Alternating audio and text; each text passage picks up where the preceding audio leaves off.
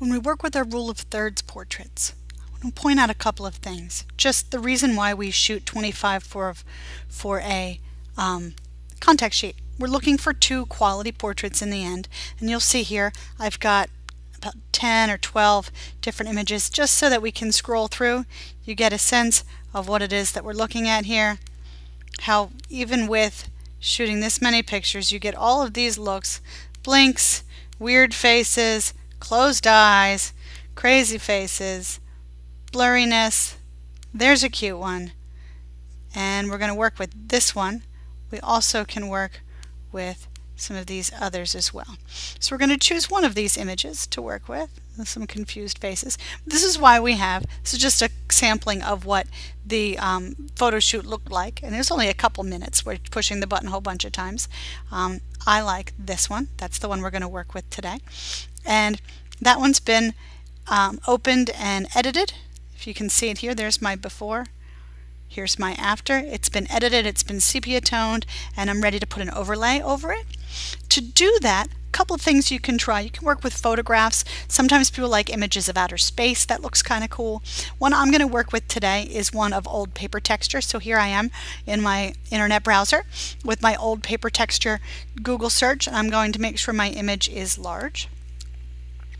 So I have big ones. I'm going to choose ones here that have a nice variation in texture. Wonder what this one with the crinkly bag would look like. Maybe not so good. You can see all these textures. This one might be nice. It has some interesting patterns to it. It's nice and big too. And oh, it's got watermarks on it. I'm going to skip that one because it's got watermarks on it. That means it's an image that has someone requires you to pay for the rights to use that image. Because the internet has so much to offer, we're only going to use the ones here that do not have that. Let's see if this one has watermarks on it. Also large. View image. As we wait for the internet. I like the idea of the text. We'll try something with the text. If not, we'll try this one over here. It's taking a bit. Let's switch. We'll switch. Let's see if we can get to this one. View image. There we go.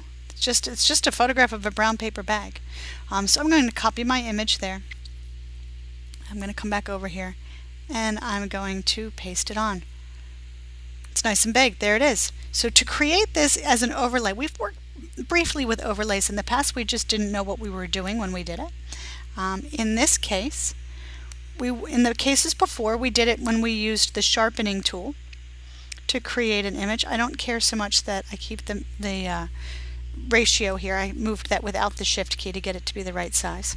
What the blending modes are, they hide under here, and they determine how the layer reacts with those before it. And each of these has a different basically a different rule that divides it. We've worked with hard light and soft light, and if you remember working with that high pass layer, it turned our image gray with subtle whites, highlights, and dark shadows along the edges of highlights. And then when we applied that as a soft light, hard light, vivid light, linear light option, what that did for us is it created it where it was that middle gray, the image disappeared. You know, that filter didn't react with the image. It's where it was lighter and darker is what actually created the layer there. So what we're working with here, I like this one because it is a mid-value. It's brown, of course, but it is a mid-value color.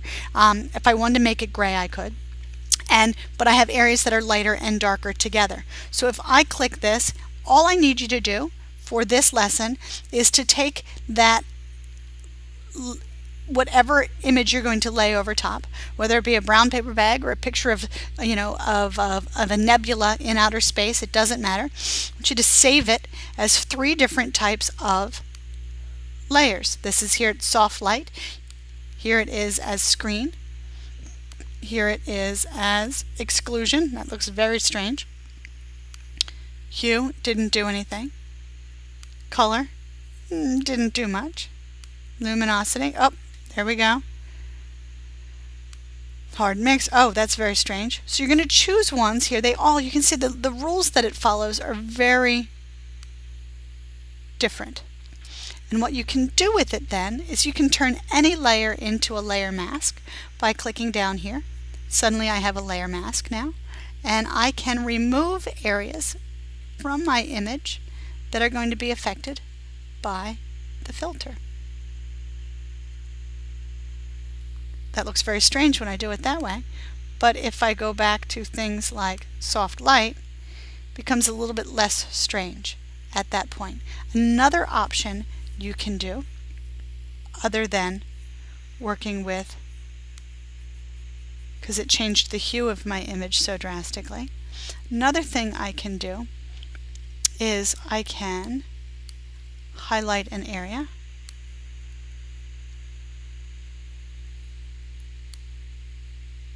and I can blur